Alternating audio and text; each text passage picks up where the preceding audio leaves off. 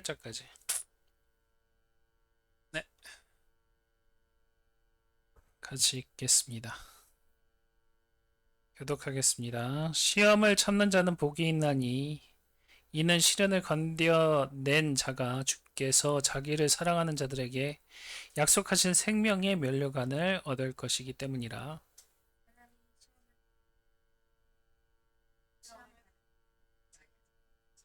하나님은 악에게 시험을 받지도 아니하시고 친히 아무도 시험하지 아니하시니 오직 각 사람이 시험을 받는 것은 자기 욕심에 끌려 미혹됨이니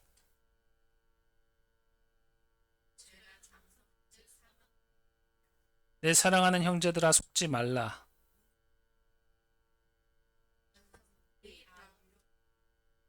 지께로부터 내려오나니 그는 변함도 없으시고 회전하는 그림자도 없으시니라. 같이 읽습니다. 그가 그 피조물 중에 우리로 한 첫 열매가 되게 하시려고 자기의 뜻을 따라 진리의 말씀으로 우리를 낳으셨느니라. 아멘.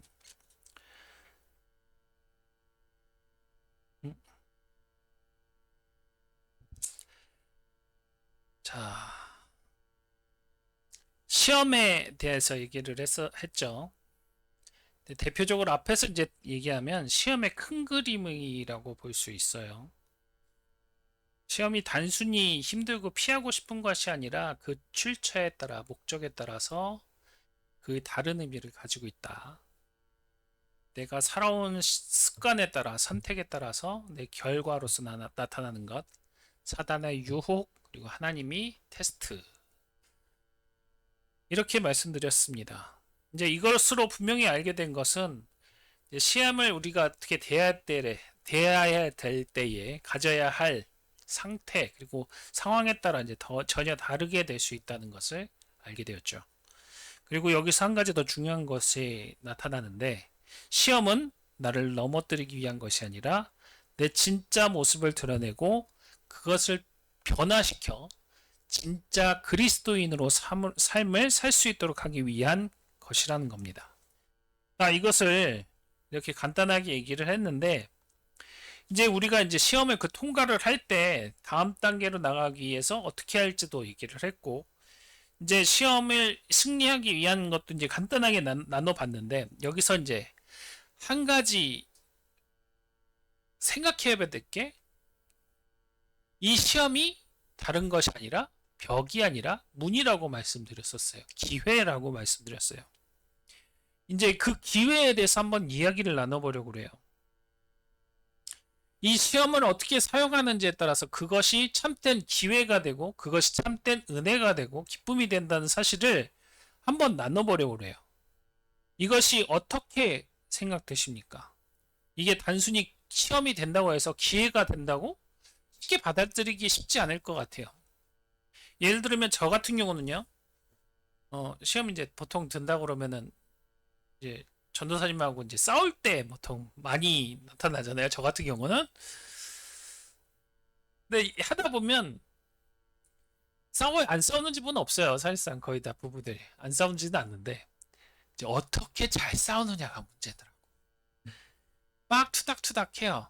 내가 잘못했든, 전도사님이 잘못했든, 둘 중에 잘못한 사람이 없든, 둘 다 잘못했든, 어떠한 상황이 있어든 잘 싸우는 게 중요하거든요. 처음에 이제 내가 뭔 말을 잘못해가지고, 그렇게 해서 나는 싸우는 경우는 투닥투닥 되다 보면, 이거 내가 잘못했구나. 라는 게 인지가 먼저 돼야 된다고. 그러니까 아까 앞에 오전에 얘기했던 말씀 그대로라면, 내 죄에 대해서 이제 깨달음이 오는 거에 대해서 이제 얘기를 하는 거예요. 이것을 좀 더 좋게 보려면, 하나님 앞에, 그러니까, 지금 싸웠다고 얘기하기 좀 그렇고, 하나님께 싸운다고 하긴 그렇고, 하나님 앞에 죄를 지었을 때, 내가 그것을 어떻게 깨달은 건 중요한데, 그것을 변명하고 뭐 하고 그럴 게 아니라, 진짜 내가 잘못한 거나 뭐 필요한 거 있으면은 상대방한테 표현을 해줘야 된다는 거예요. 그잖아요. 그래야지 그것을 정확히, 인지를 했어. 내가 미안해. 반대의 상황에서도 필요하단 말이에요. 내 사과가 요구한다는 거예요. 그거를 따라서 사과를 부탁해 라는 뉘앙스가 있어야 되는데 그게 없으면 무한정 싸우기만 한다는 거죠. 근데 얘기를 하다 보면 보통 이제 둘 중에 하나가 잘못했던 거 인정을 해요. 제가 됐든 전도사님이 됐든. 그러면은 그거에 대해서 나 이거 미안해 잘못했어. 그렇게 딱 하면은 전도사님도 내가 봤을 땐 그렇게 크게 잘못한 건 아니지만 자신이 느끼는 잘못을 나한테 용서를 구한단 말이에요. 그러면은 이전에서 싸웠던 그런 게 오히려 더 기분 좋게 하게 막 얘기를 해요. 그러면은 이제 좀 어떻게 보면 부러울지 모르겠지만 네가 더 이쁘다, 내가 더 잘생겼다 막 그러면서 얘기를 한단 말이에요. 그러면은 사이가 더 좋아지기 마련이죠. 이것도 이것도 마찬가지예요. 이제 하나님께 이제 나아가는 거는 새로운 시험이 아니라 내가 이제 먼저 테스팅을 하면서 무언가를 하면서 내가 느끼는 게 있어야 된다는 거예요. 그거를 알려면 앞에서 말씀드렸듯이 말씀으로 깨달아야 돼요. 말씀으로 깨달았어요? 그러면 제일 먼저 생기는 게 뭐냐? 하나님께서 새로운 기회를 주시는 거예요. 뭘 주실까요? 신명기 8장 2장 3절 2절 3절 말씀 볼게요. 시작.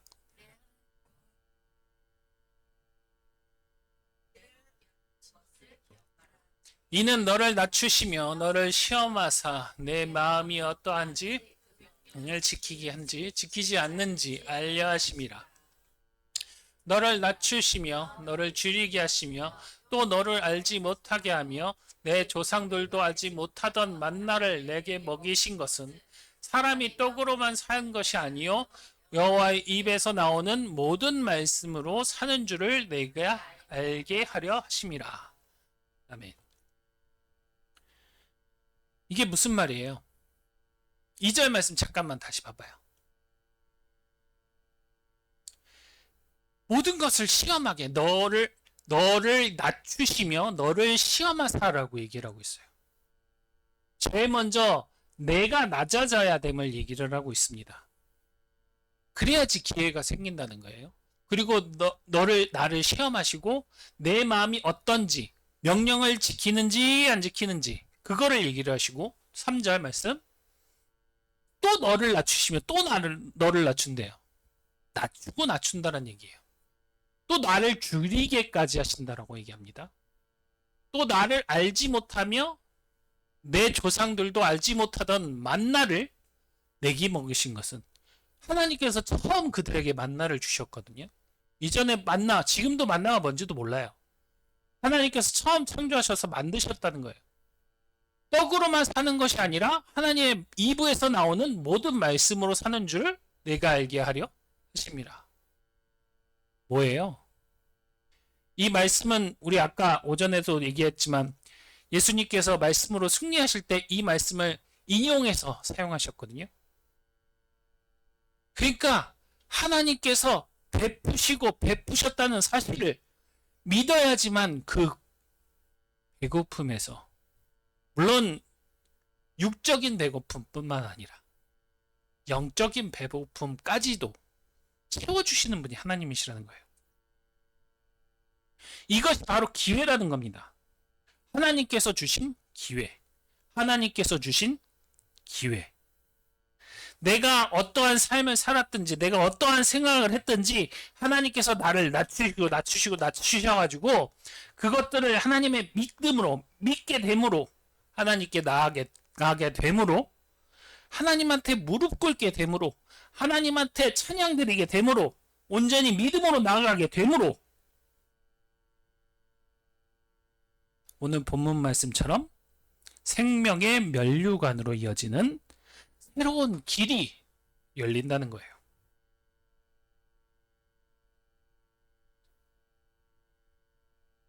그리고 그 기회를 통해서 우리는 새로 더 나은 성품으로 변화가 된다는 거죠.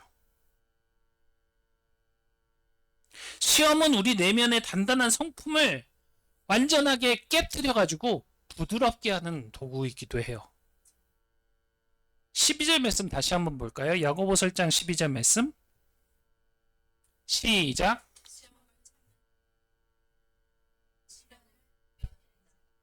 그래서 자기를 사랑하는 자들에게 약속하신 생명의 멸류관을 얻을 것이기 때문에. 시험을 이기면 무엇이 있다고요? 생명의 면류관이라고 했죠. 생명의 면류관으로 이어지는 길을 가다 보면 그 생명관 면류관이 있는 곳에는 하나님의 참된 은혜가 있다라는 거예요. 그런 가는 과정조차, 그런 길을 가는 생각조차, 거기에는 인내하는 법도 있고요, 분별하는 법도 있고요, 어려움 속에서도 온유한 법, 온유하게 하는 법, 대담하게 사는 법, 그리고 우리가 궁극적으로 바라는 하나님을 온전히 신뢰하고 믿는 법까지 있습니다. 이렇게 되도록 하기 위해서 하나님께서는 우리를 연단 시험하시는 거예요. 깨뜨려서 부서뜨려서 부드럽고 온전하게 되기까지.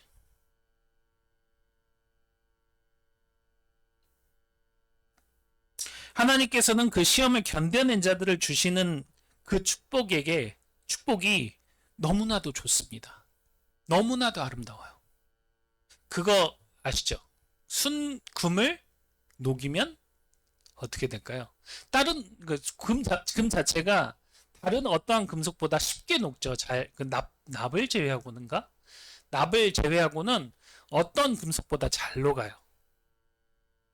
근데 만들어지고 그 틀에 붙고 뭐 깔끔하게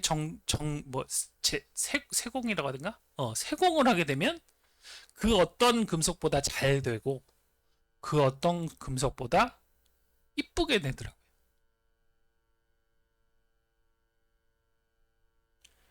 그 이쁨을 그리기 위해서 하나님께서는 지금 우리의 그 단계로 나아가는 거예요. 그 금을 녹이는 과정. 치고 부딪히고 깎고 다듬고 그리고 값비싼 보석이 되기까지.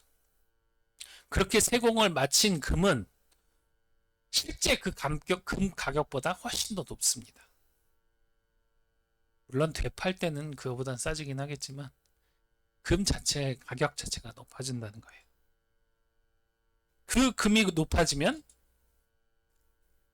높아진다고 얘기하는 것을 바로 하나님과의 관계가 깊어짐을 얘기하는 것이죠. 이는 욥기 42장 5절 6절 말씀을 어느 정도 알 수 있어요. 시작.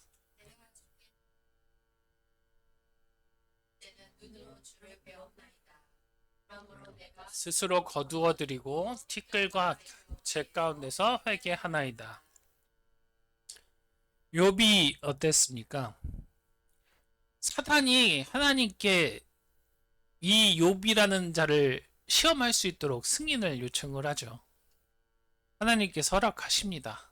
다만 생명이 죽지 않게끔만 하라 라고 명령을 해서 딱 사단이 그 정도까지만 괴롭혀요. 근데 욥이 얼마나 그게 괴로운지 자기가 자살하지는 못하고 하나님의 생명이니까 내 몸이 그러니까 자살까지는 못하고 하나님 왜 태어나게 하셨어요? 하나님 나를 왜 태어나게 해서 이런 고통에 빠지게 하시나요? 하나님 내가 왜 이런 고통을 당해야 하나요? 하나님 차라리 나를 빨리 죽여서 데려가 주세요. 이러고 기도한단 말이에요.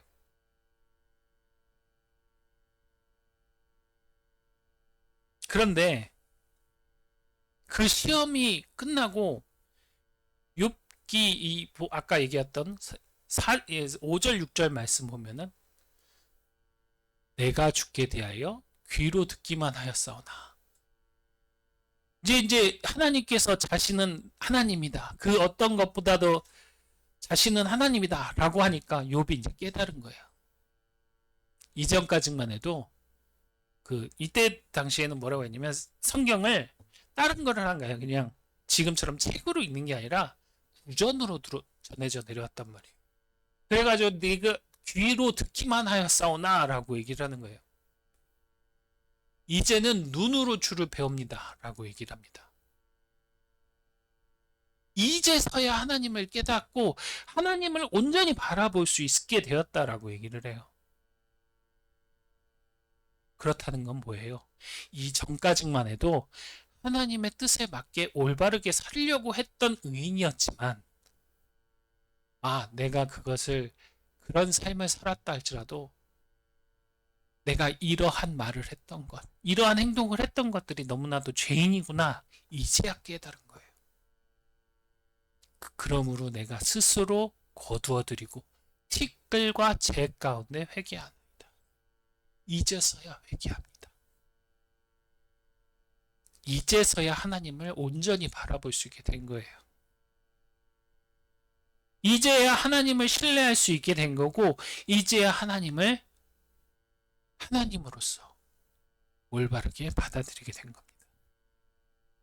물론 욥은 굉장한 의인이었어요. 그렇지만 이제야 깨달았다는 거예요. 어떤 뒤에, 무엇이 있고 난 뒤에, 그렇게 고통받고 난 시험 뒤에, 그래도 그 시험을 이기는, 끝까지 하나님을 붙들었더니, 모든 한탄을 하나님한테 아랬더니, 모든 것들을 하나님을 의지했더니 하나님께서 더 큰 복으로 그를 인정하셨다는 겁니다. 이것은 다른 것이 아니에요. 내가 그런 삶을 살아야 돼요. 여러분들이 그런 삶을 살아야 욥과 같은 큰 복을 받는다는 거예요. 우리가 이제까지 어떠한 삶을 살았는지는 알 수는 없어요. 정확하게는 알진 못하죠. 그렇지만 지금부터라도 하나님께 모든 걸 아뢰 보십시오. 내가 지금 시험 당하고 있을 수 있어요. 아니면 곧 다가올지도 몰라요. 그러니까 그런 상황을 대비해서 하나님께 의지하는 연습을 해야 돼요. 더 하나님을 찾는 연습을 해야 돼요. 그러니까 시험을 찾아왔을 때 흔들리지 않고 온전히 하나님을 의지하려면, 찬양하려면, 신뢰하려면 내가 지금 현재 무엇을 해야 될까요?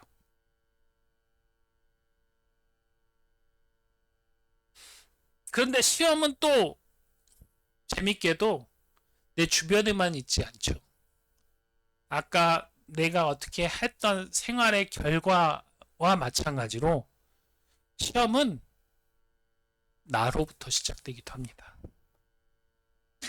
보통 아침에 이제 보통 설거만 거 보면은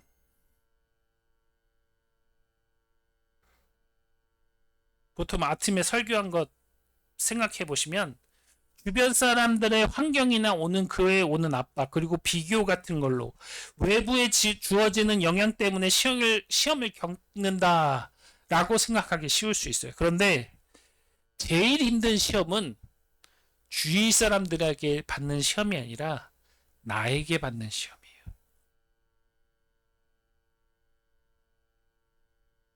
저마다 제 마음속에 기준이 있을 거예요.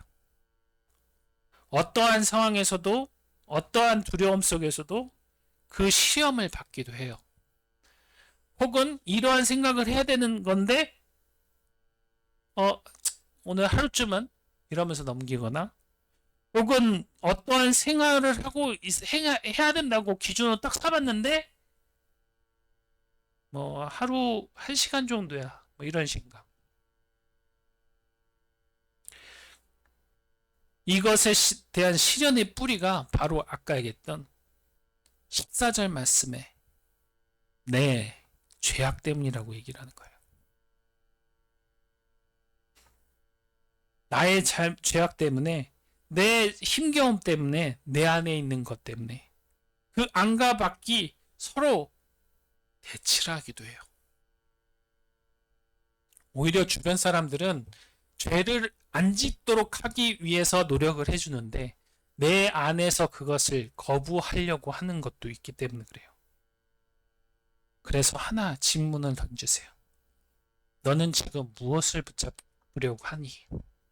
너는 지금 어떤 것을 하려고 하니? 과연 이것이 성경 말씀에 맞는 거니? 과연 이것이 내 믿음에 올바른 거니? 이 질문 하나가 내 시험의 결과를 바꿀 수도 있어요. 앞에서도 말씀드렸다시피 이 말씀에 흔들리지 않으려면 신명기 8장 3절 말씀이 필요해요. 그리고 또 마태복음 4장 4절 말씀에 하신 예수님께서 인용하신 그 말씀이 필요한 거예요. 하나님의 말씀, 참된 진리이자 참된 의가 되시는 그 진리의 말씀, 성경 말씀. 그것으로 승리해야 하는 이유가 여기 있는 겁니다. 우리 내면의 싸움을 이길 수 있는 진짜 힘을 얻으려면 다른 것이 아니라 하나님 말씀으로만 이길 수 있기 때문에 그래요. 그렇게 해야만 이 시험은 기회가 되는 거고 나의 힘이 되는 겁니다. 그렇게 해야만 이것이 온전히 하나님께 이 시험을 통해서 받을 수 있는 참된 놀라운 은혜를 맛볼 수가 있어요. 고린도전서 10장 13절 말씀 한번 보실까요?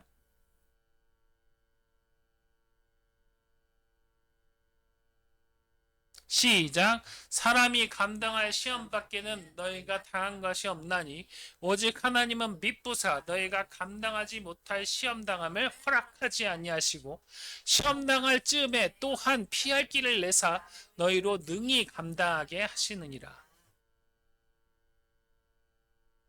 뭐라고 그래요? 우리가 이겨낼 수 있는 것만 시험을 하신다는 거예요.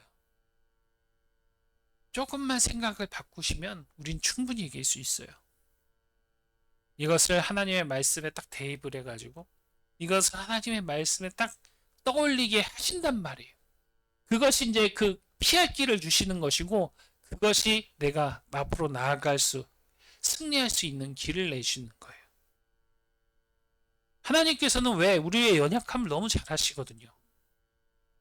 너무나도 그 시험 감당할 수 없을 것 같으면서도 이길 수 있도록 하게 하시는 것이 바로 하나님께서 주시는 그 시험이거든요. 혹은 그 유혹과 그 테스팅과 내가 나온 결과도 하나님께서 교묘하게 그것을 피하게 갈 수 있도록 그 길을 안내하시는 분이 바로 하나님이세요. 또한 베드로전서 1장 6절 7절 말씀 시작. 그러므로 너희가 이제 여러 가지 시험으로 말미암아 심하게 되지 않을 수 없으나 오히려 크게 기뻐하느니라. 너희 믿음의 확실함은 물론 연단하여도 없어질 금보다 더 귀하여 예수 그리스도께서 나타나실 때에 칭찬과 영광과 존귀를 얻게 하실 것이네. 우리의 믿음의 본질을 보여주고 있죠. 시험은 고난이나 시련 그 이상의 의미를 가지고 있는 것인데 마치 금을 연단하여서 불순물을 제거하는 그것처럼 우리가 잘 가꾸어지고 세단되어지는 그것처럼 하나님은 우리를 믿음을 시험하여서 더욱 순수하고 값진 보석들보다 더 값지게, 더 영광스럽게, 더 영적으로 새롭게 나아가게 하는 그런 것에 있습니다. 이것을 이어서 아까 7절 말씀이에요. 이어서 예수 그리스도께서 우리에게 다시 오셨을 때 칭찬과 영광과 존귀를 얻게 된대요. 이것이 얼마나 값진 것이냐면 일부 부모님들에게 칭찬받으려고 하는 아이 그런 것도 아마 생각이 드실 수도 있을 것 같아요. 그런데 이런 건 그런 것을 넘어서요. 내가 간절히 원하고 바라고 애써왔던 그 모든 것들이 다 저런 것을 위한 거예요.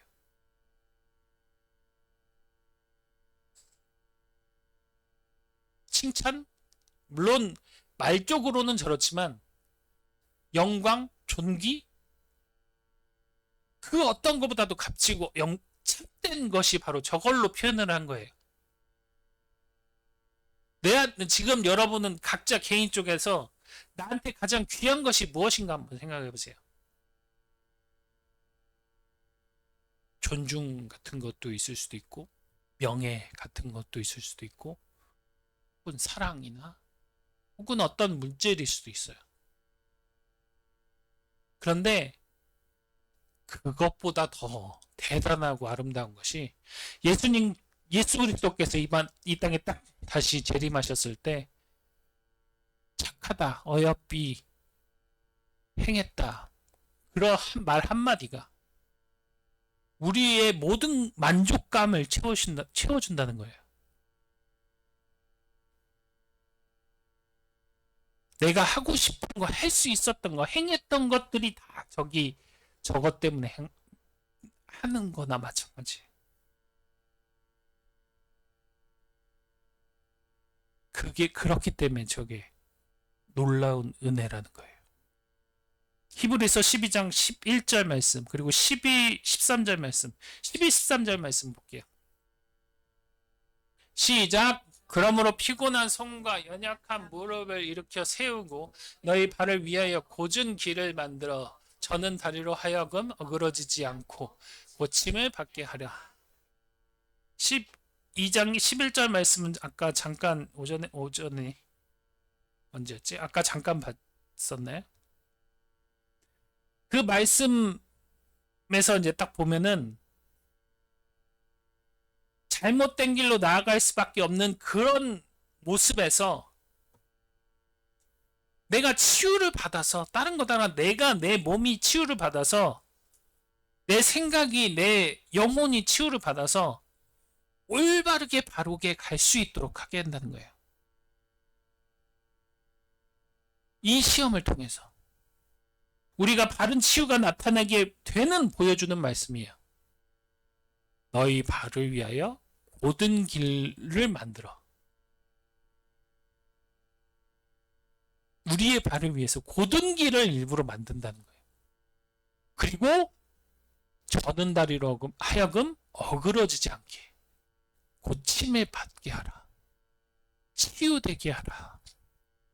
우리의 아픈 상처, 우리의 연약한 몸, 우리의 잘못된 생각들을 다 치유돼서 하나님께 곧바르게 갈 수 있도록 하는 것이 바로 이 시험의 시작이라는 겁니다.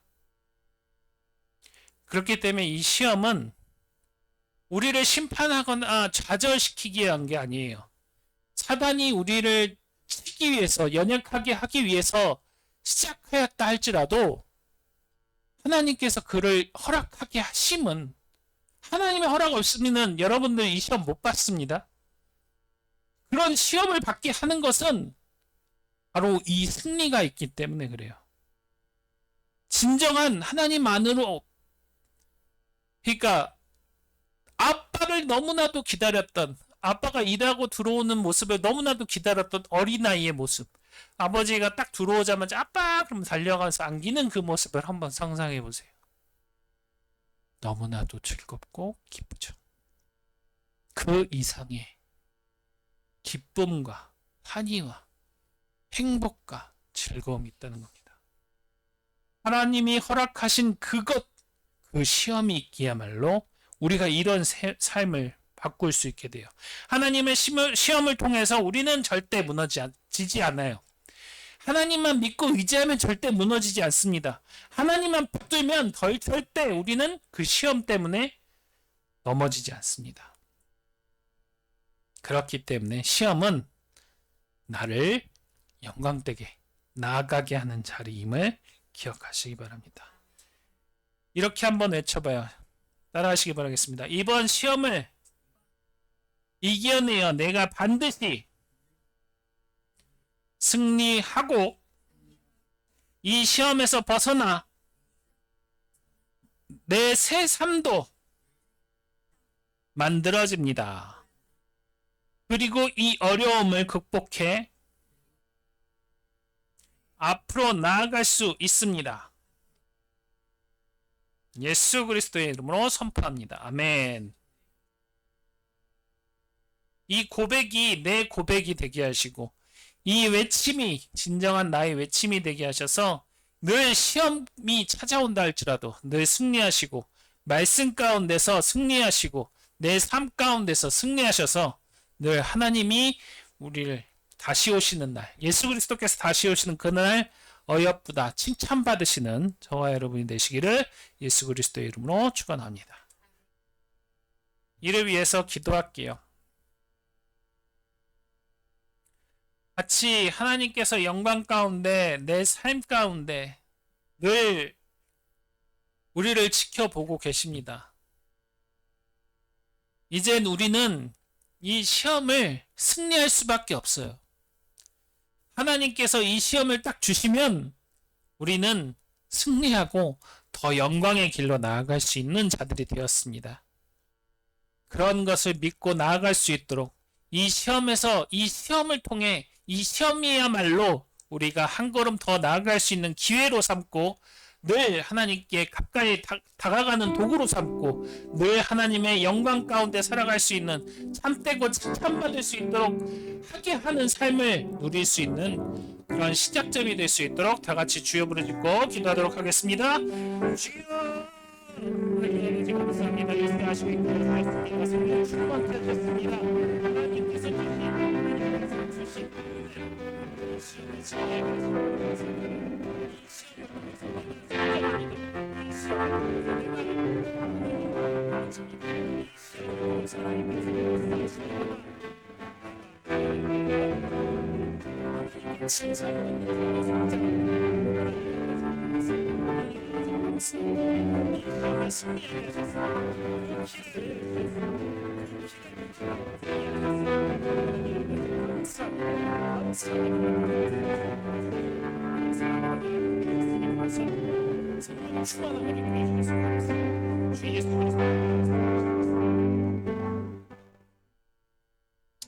하나님 아버지 감사합니다.